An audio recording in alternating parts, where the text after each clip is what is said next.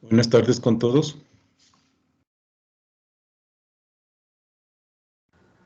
Buenas tardes. Buenas tardes, chicas, chicos. Gracias por su asistencia y su puntualidad. Antes de avanzar en lo que constituye simplemente hacer los últimos cálculos del taller número 1, previo al cuestionario del día de mañana, ¿alguna pregunta, alguna inquietud, por favor? ¿Algo que no esté claro?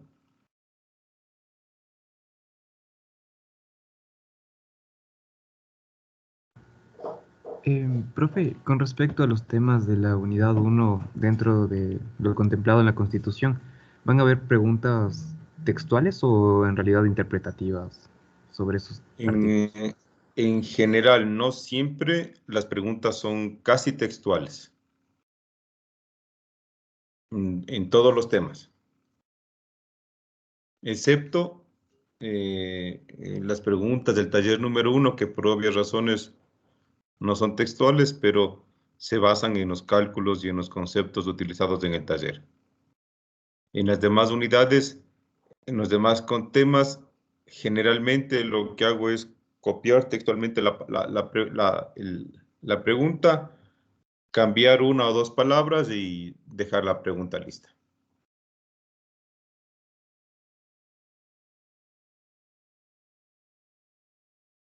Ok, ¿alguna otra aclaración, por favor?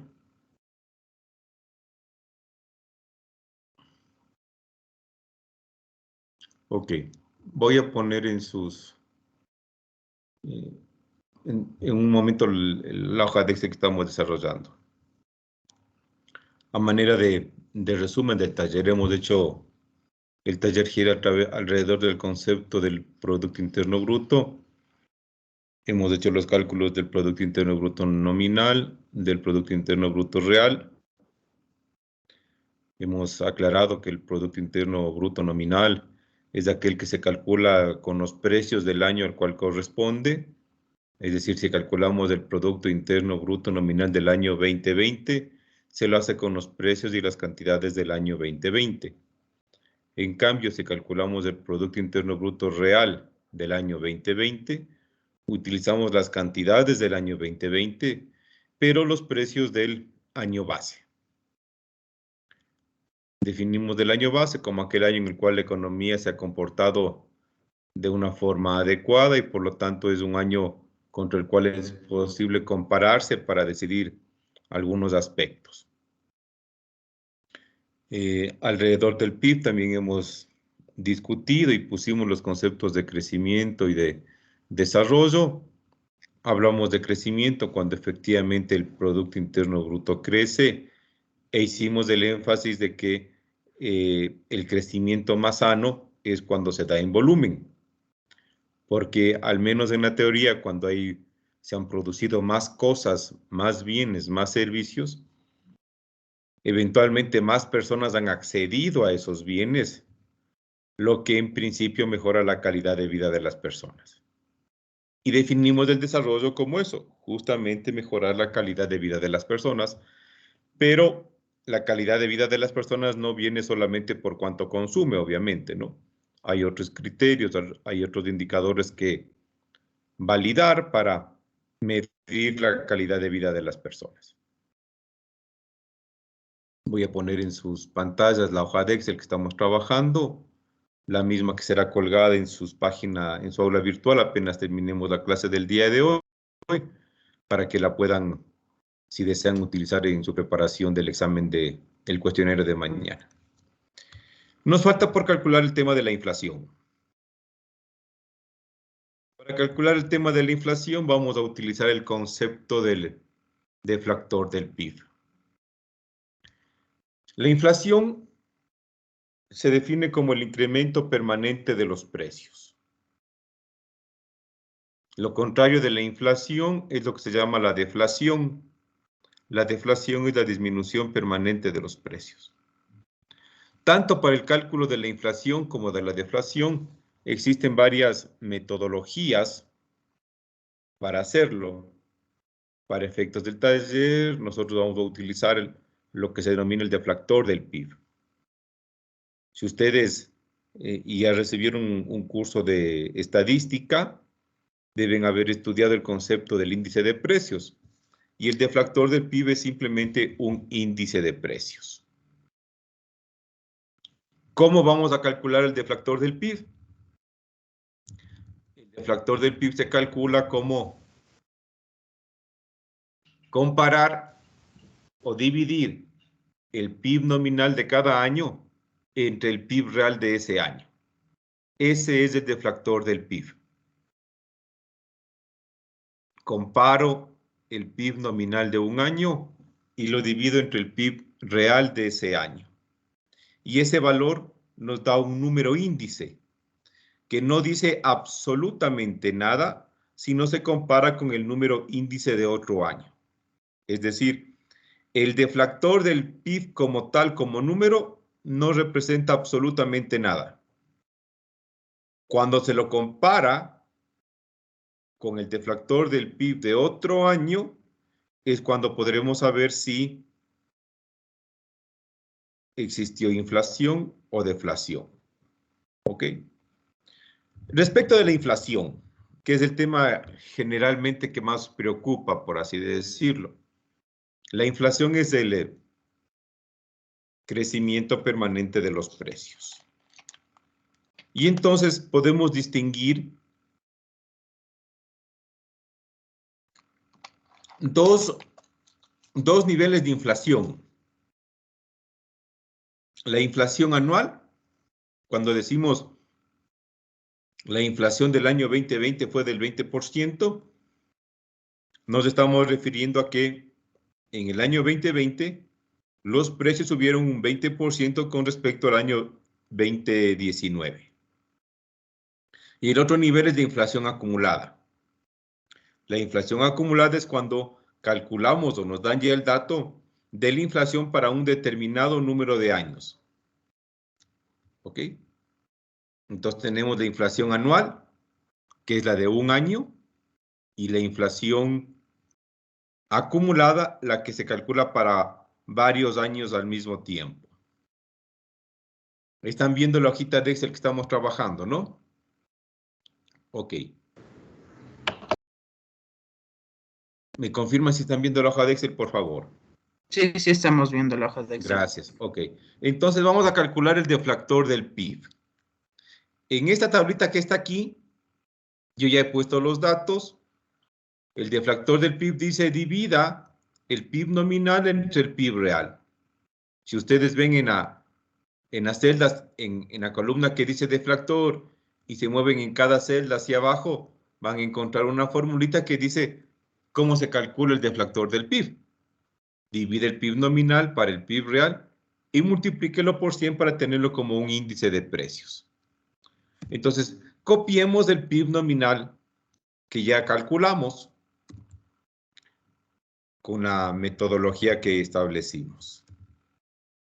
Y sabemos que esos son los valores del PIB nominal. Copiemos o capturemos el valor del PIB real, que son los valores que ya hemos calculado, es decir, el PIB nominal, 520, y el real 520 para el 2007, y ya establecimos que esa coincidencia se da porque el año base es del 2007. El 2008, PIB nominal de 548, PIB real de 582. Y el 2009, PIB nominal de 572 y PIB real de 551. Entonces calculemos el deflactor de cada año. Dice, coja el PIB nominal y divídalo para el PIB real y eso multiplique por 100.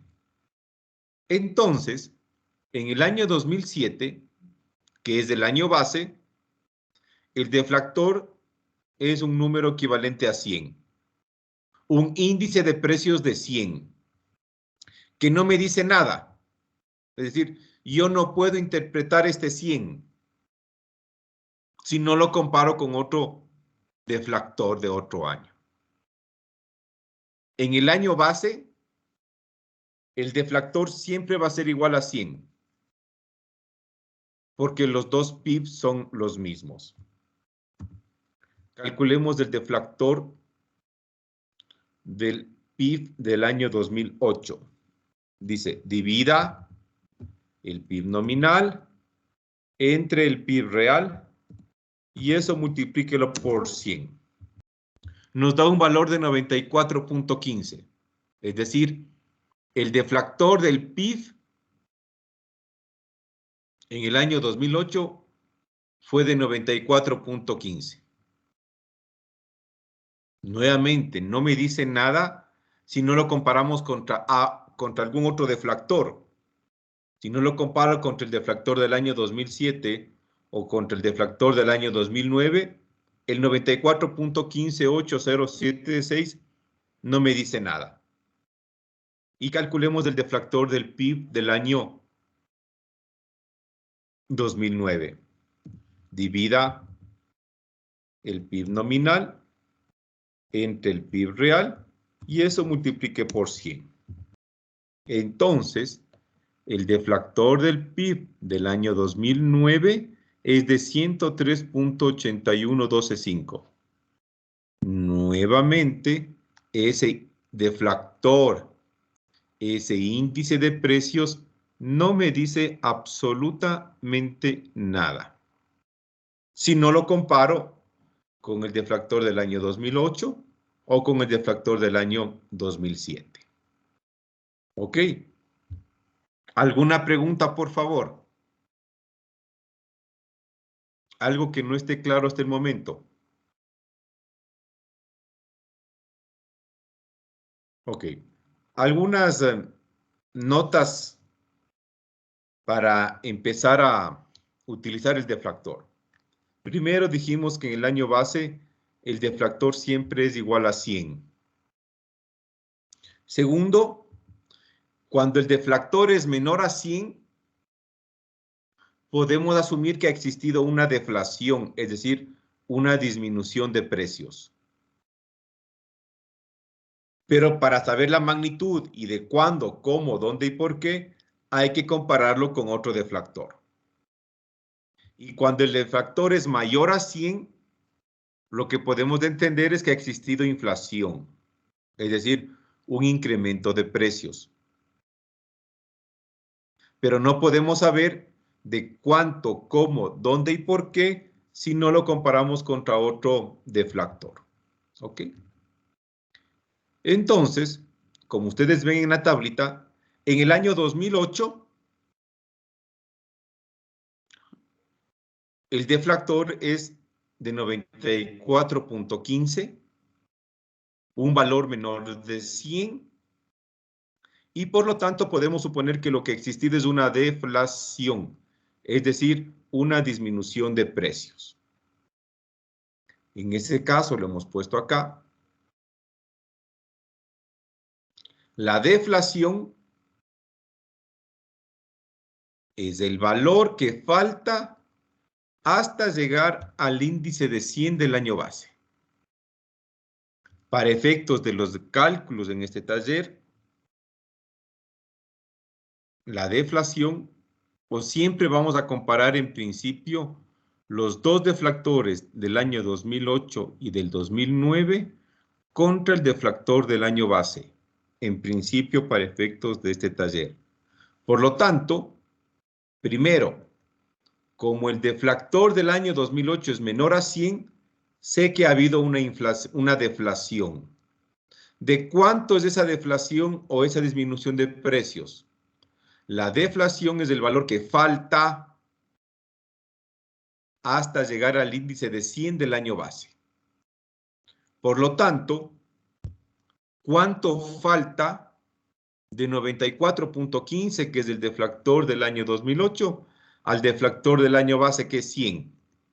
Si hacen una operación, falta un negativo de 5.84.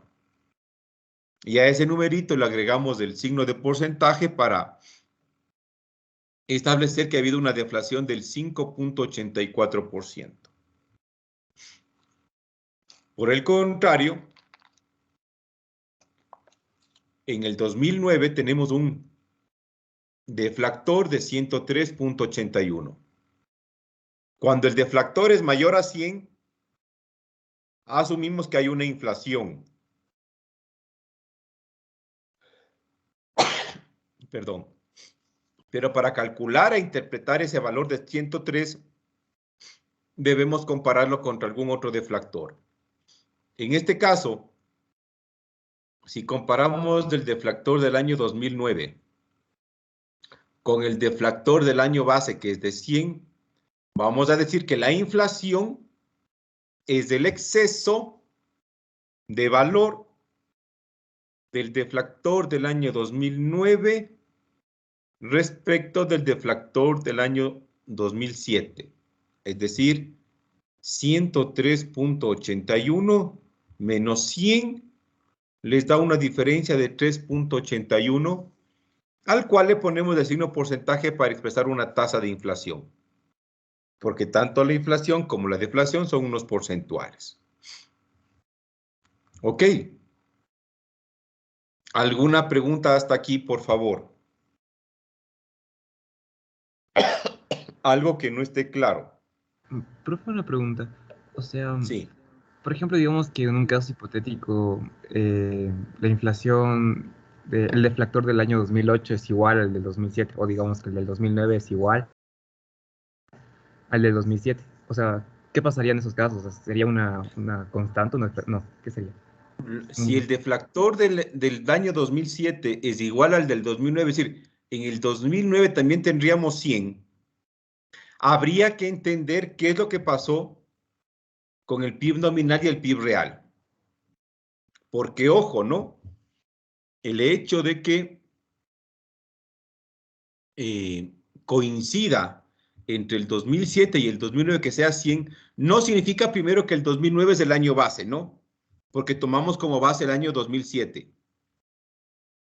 Habría que entender, y en principio lo que nos diría es que entre el año 2007 y el año 2009 los precios no subieron, se mantuvieron constantes.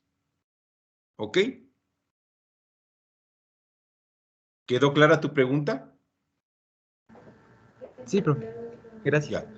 Pero recuerden que estamos trabajando con el PIB nominal. Y el PIB nominal nos habla de un promedio de precios.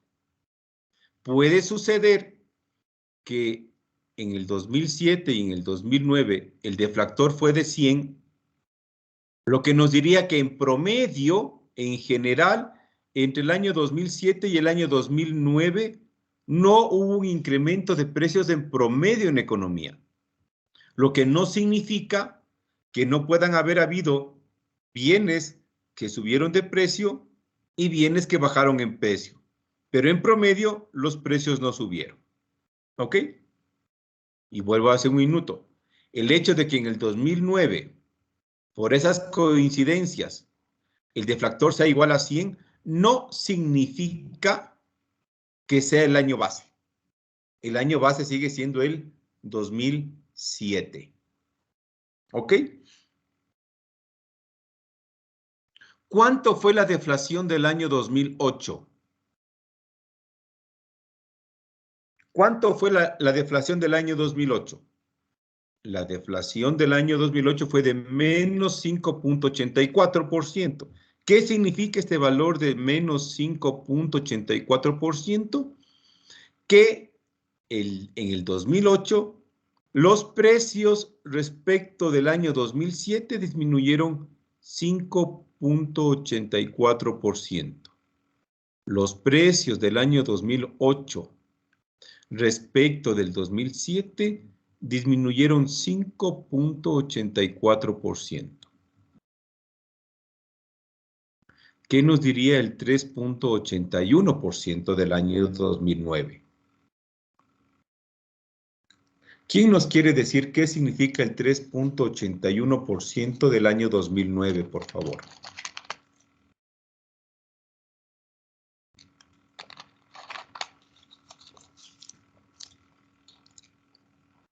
¿Qué significa el 3.81%?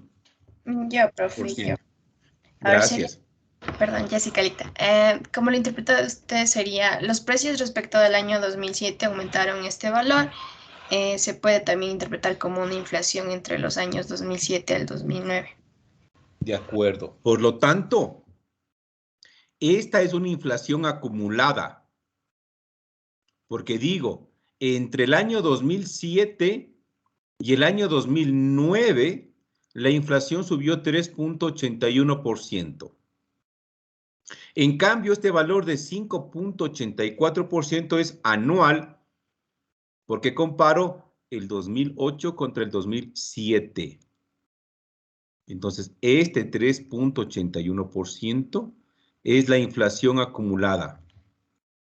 Cuando comparo el año 2009 con un año que no es el 2008, podría ser cualquier año menos del 2008. La inflación anual es cuando comparo el año 2009 con el 2008. Por lo tanto, calculemos la inflación anual del año 2009. ¿Ok? ¿Qué necesitamos para calcular la inflación del año 2009? Como estamos hablando de la inflación anual del 2009, debo conocer el deflactor del PIB del año 2009 y el deflactor del PIB del año 2008. Porque así yo comparo y calculo la inflación anual. Entonces, ¿qué es lo que tenemos acá abajito? El deflactor del PIB del año 2009, 103. El deflactor del PIB del año 2008, 94. La diferencia, como está puesto acá, se calcula como año final menos año inicial, más el deflactor del año 2009 menos el deflactor del año 2008, 9.65. Y como se le pone el porcentaje, entonces la inflación del año 2009 fue de 9.65%. Lo voy a poner acá. La deflación textual, la deflación anual del año 2008 fue de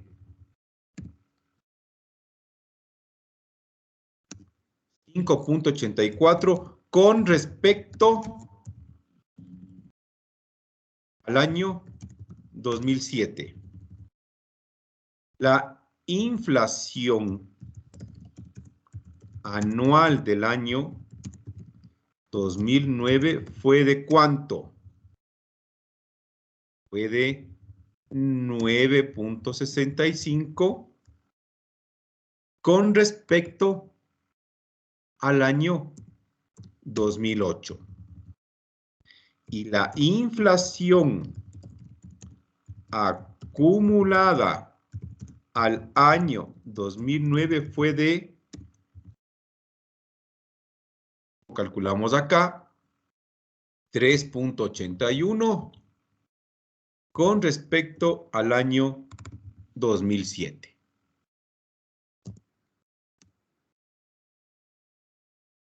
Perdón, esta inflación anual del año 2009 con respecto al año 2008.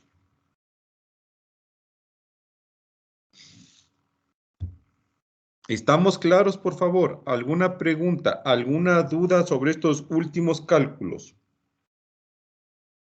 ¿Alguna aclaración?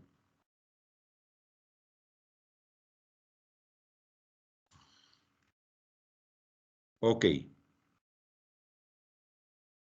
Con estos cálculos terminamos el taller número 1 y por lo tanto la unidad número 1.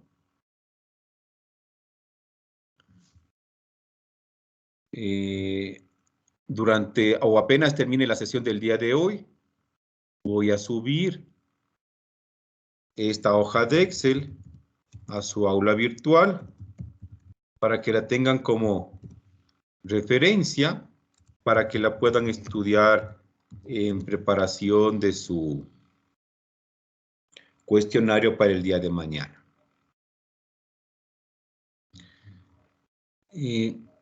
Necesito que hasta las 14 horas del día de hoy, la clase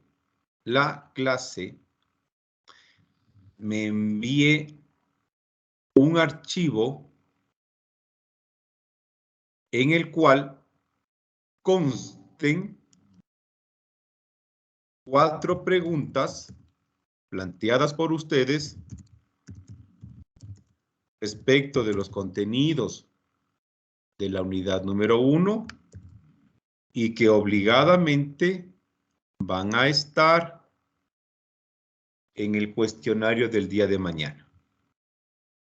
Esas 4 preguntas, necesito, son obligadas, que van a constar en el cuestionario del día de mañana. Necesito que solamente una persona me envíe el archivo para las preguntas. Son 4 preguntas para toda la clase. ¿Ok?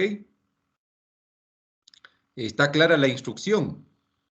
Sí, profe. ¿Por qué medio le podemos enviar? ¿Por el correo? A mi correo institucional, por favor.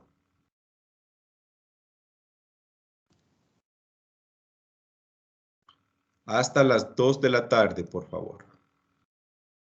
¿Ok?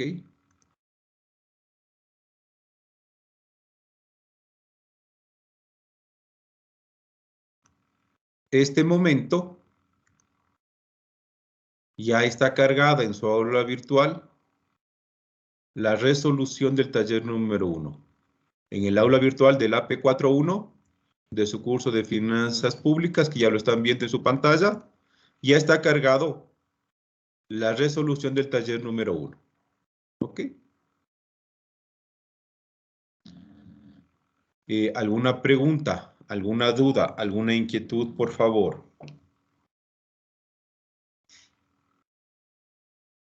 Como ya le respondí la pregunta a Jonathan Daniel, excepto en el caso de las preguntas del taller que son planteadas con mis palabras, generalmente las otras preguntas son casi textuales tomadas de los vínculos, de los materiales a través de los vínculos que tienen en su aula virtual.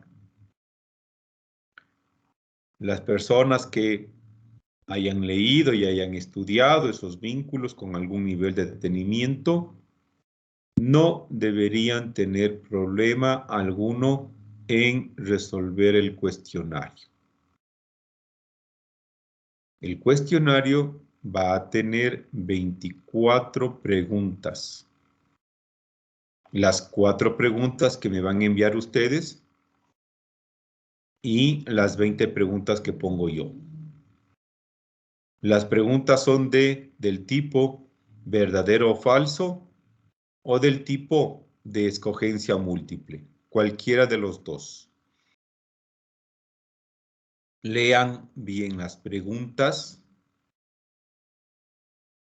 y lean bien las opciones de respuesta en las preguntas en las cuales haya opciones de respuesta. Son 24 preguntas. Van a tener 24 minutos para responder el cuestionario. El cuestionario se habilita mañana a las 12 del día y se cierra a las 12:30 del día. Va a estar abierto 30 minutos. Como ya saben, ¿no es cierto? Una persona que por el motivo que sea ingresa a las 12:15, el cuestionario se cierra a las 12:30. ¿Ok? Por lo tanto, no tiene los 24 minutos. Pregunta respondida no puede ser vuelta a revisar. En este cuestionario todos van a responder las mismas preguntas, pero les van a salir en orden aleatorio las preguntas. Y en aquellas preguntas de escogencia múltiple, las respuestas les van a salir también en orden diferente. Carolina Lisset. Buenos días, profesor. Una preguntita. Buenos días. Yo vi que decía que era el cuestionario de la unidad 1. ¿Nos toman lo que está en la unidad 1 o referente a esto del PIB y esto que nos ha enseñado en estos días? Todo lo que tiene que ver con la unidad número 1, el taller número 1 que hemos visto estos días es parte de la unidad número 1 y por lo tanto se incorpora en el cuestionario del día de mañana. Gracias, profe.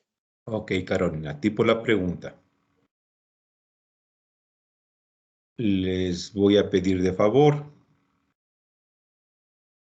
aunque no debería hacerlo, ya creo que se los mencioné el día lunes, asuman que el cuestionario del día de mañana es la única y última oportunidad que tienen para pasar este curso. No piensen que hay más cuestionarios y más actividades. Los puntos que se pierden en cada actividad no se recuperan por obvias razones, pues, ¿no? Si mañana el cuestionario es de 4, sobre 4 puntos, y alguien saca 2, ha perdido 2. El siguiente cuestionario, que es sobre 4 puntos, si saca 4, no es que ha recuperado los 2, porque para recuperar los 2 tenía que haber sacado 6. Entonces, los puntos que empiezan a perder, obviamente no se recuperan. Nunca se recuperan. Y a medida que van pasando las actividades, se pierden más puntos y entonces llegan con más ansiedad o con muchas dificultades para pasar el curso. Al menos en mi caso, en la evidencia que yo tengo con mis estudiantes a lo largo del tiempo. En general, por algún motivo, en promedio,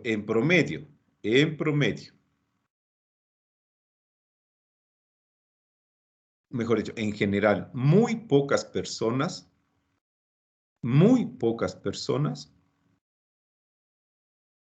sacan la nota máxima que es de 20. Y no porque sea complicado. ¿Ok? En general, muchas personas no sacan la nota máxima. Es solamente por poner una idea, por poner una referencia. Y es una referencia que este semestre no va a pasar. El semestre pasado, en sus compañeros que ahora están en quinto nivel, hicimos una actividad en clase por la cual se les asignó 3 puntos adicionales a la nota final. Con esos 3 puntos adicionales a la nota final, el promedio de sus compañeros de quinto curso fue de 15. Si a ese 15 le quitan los 3 puntos que se les dio por esa actividad, realmente el promedio fue de 12. No significa que eso va a pasar con ustedes. Les estoy pidiendo que hagan el esfuerzo para que eso no suceda.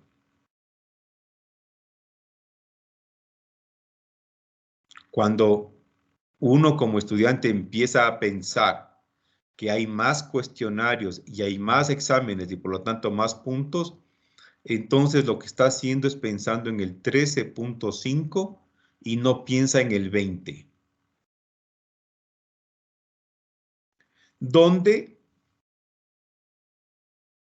Espero, o sea, les voy a contar la experiencia. ¿Dónde pierden conmigo mis estudiantes muchos puntos? O la totalidad de los puntos.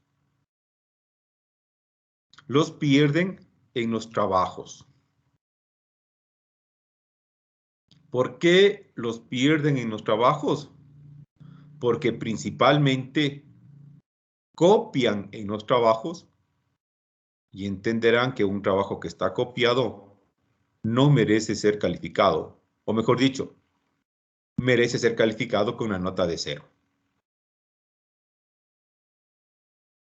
Ok. Ustedes tienen conmigo 2 trabajos grupales. Esos trabajos grupales que se califican sobre 20 puntos les dan un global de 6 puntos a su nota final. Y ahí sí es cierto lo que les voy a decir. Ahí sí no es ninguna exageración. De esos 6 puntos, en general la clase pierde 4. O porque el trabajo es copiado, o porque es un trabajo de mala calidad. Espero que no suceda con ustedes. ¿Ok? Entonces, para terminar este sermón, la nota máxima es de 20. Si asumimos que sus trabajos grupales van a tener el mismo comportamiento que he visto yo antes, trabajos copiados o de mala calidad, si de los 6 puntos de los trabajos ganan 2, entonces pierden 4. 20 menos 4, 16. Si suponemos que, por ejemplo, mañana en el cuestionario que vale 4 puntos, alguien saca 2, ya ha perdido 2 puntos. 20 menos 4 puntos que potencialmente puede perder en los trabajos, menos 2 puntos que potencialmente puede perder mañana, ya llega a 14. La nota mínima para pasar es de 13.5 por disposición de la universidad. Entonces, esa persona en ese escenario ya se le acabó la cancha para perder puntos. ¿Ok? Espero que lo asuman con responsabilidad. Ustedes han visto que el material que se ha puesto en su curso no es dificultoso de leer, no es un volumen impresionante de leer. El taller que hemos hecho no implica cálculos ni conceptos extraordinarios, sino simplemente un poquito de entendimiento, de disciplina y de organización.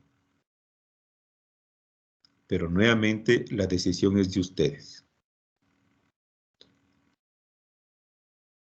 Yo acostumbro a hacer este énfasis previo a cada actividad para evitar después que se estén humillando, pidiéndole al profesor o pidiéndome a mí en este caso que le suba 2 puntos, 1 punto, 3 puntos, 4 puntos, o lo que sea. Si al final del ciclo el promedio de notas es de 13.4, no subo al 13.5. Y peor si el promedio es de 11 o 12, ¿no? Que quede claro. Porque la persona que saca 13.4 me va a decir, es que me falta solamente una décima. Y yo le voy a responder, mentira. Te faltan 6.6 puntos porque un profesional ético, responsable, que tiene ganas de superación, no puede pensar en la mediocridad del 13.5. Tiene que pensar en la excelencia del 20. Pero nuevamente es decisión de ustedes. Una vez terminado el cuestionario, van a saber en forma automática cuál es su nota y el día lunes habilito el cuestionario para que lo puedan chequear y eventualmente corregir algo si es que yo me hubiera equivocado. Pero tomarán en cuenta que si alguien me informa, me dice, por ejemplo, ¿no es cierto? La pregunta dice, la semana tiene 7 días, ¿verdadero o falso? Y yo puse equivocadamente la respuesta falso y alguien respondió verdadero, me va a decir, vea, profesor, la respuesta es verdadera, por favor, corríjame. entonces voy a proceder a corregir esa pregunta. Y entonces todas las personas que en esa pregunta, la semana tiene 7 días, pusieron verdadero, pero en principio se calificó como falso, el sistema les va a puntuar como positivo. Pero a las personas que respondieron como falso, les va a quitar esa puntuación. ¿Ok? Eso no significa que no tengan que hacer los reclamos que tengan que hacer. Si yo me he equivocado tanto en la estructura de la pregunta como en la respuesta. Ok, chicos, chicas, ¿alguna pregunta, por favor? ¿Alguna aclaración? ¿Algún comentario?